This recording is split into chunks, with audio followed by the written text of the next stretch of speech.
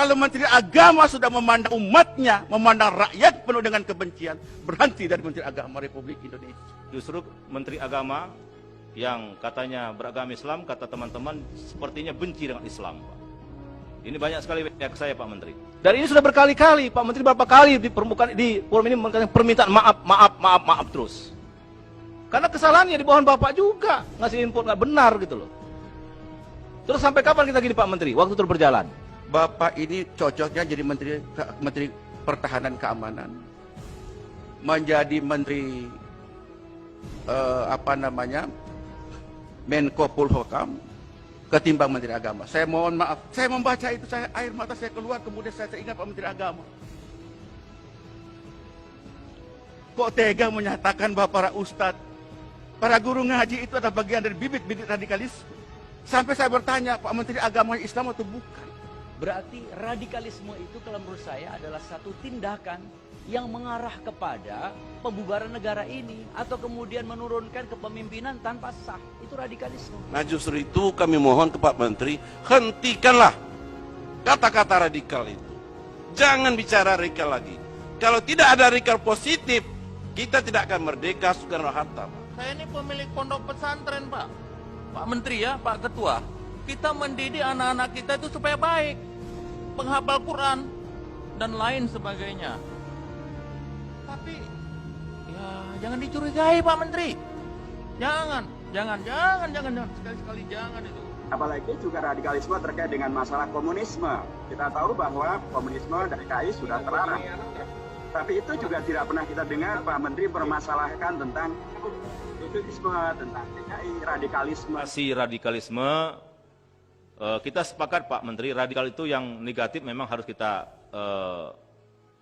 basmi Pak. Tapi menarasikan bahwa Islam itu radikal, menarasikan bahwa orang yang pandai bahasa Arab itu radikal, yang hafal Al-Quran itu radikal, itu menurut saya sungguh itu membuat saya tersinggung Pak, secara pribadi maupun sebagai Ketua Komisi 8 Pak. Ini mohon diklarifikasi secara sungguh-sungguh Pak, dan kami minta hal-hal yang seperti ini tidak perlu diulangi kembali Pak.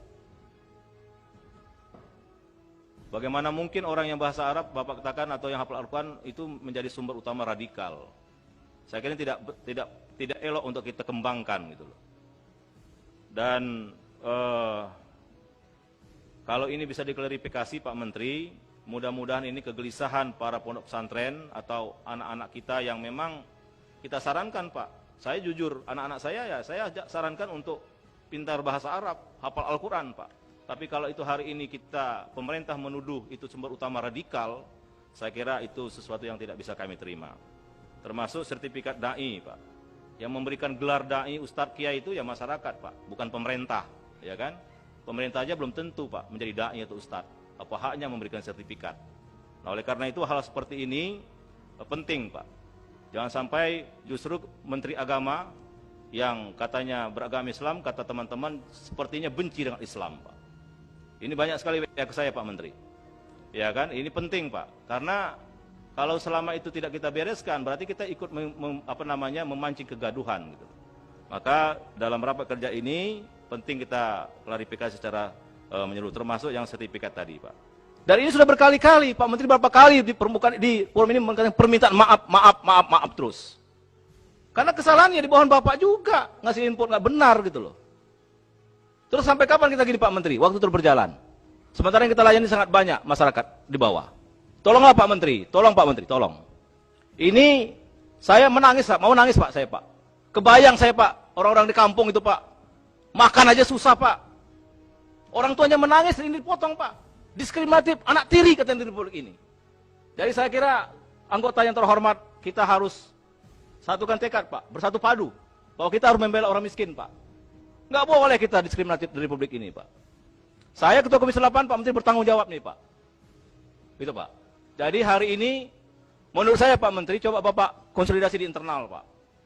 Ini kalau hari ini Pak Menteri jawab atau besok diumumkan ke publik bahwa tidak ada pemotongan bos, saya kira itu kado paling indah Pak bagi anak-anak miskin. Bagi orang-orang miskin Pak yang sedang sekolah sekarang sedang susah. Tapi kalau ini kita teruskan kebijakan yang diskriminatif ini Pak, saya kira kita zalim Pak. Apa kita ini duduk di ruangan AC, makan enak, ada kue, ada ini semua negara Pak nyiapkan kita Pak.